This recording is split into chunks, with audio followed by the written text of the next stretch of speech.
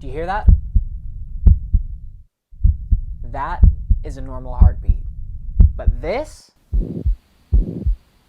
that's a heart murmur. What does it mean? What do I do about it? And how do I fix it? Hey, I'm John. I'm a physician assistant student who believes that everyone should have access to accurate medical knowledge. Turbulent flow. A heart murmur is the sound that's made when blood flowing through the heart is turbulent. And I think the best way to understand this is to look at the heart itself. Everyone has a normal pathway where blood flows through the heart, but when a murmur is found, there's typically a narrowing or a widening in one of the structures or the valves that's in the heart, which of course can be heard with a stethoscope. And if you ever wondered why we listen to all the different areas on your chest, it's because certain murmurs are heard at different locations better throughout the chest. Not all murmurs are bad, so it's important to get someone trained and experienced in listening to these sounds to determine what they might be.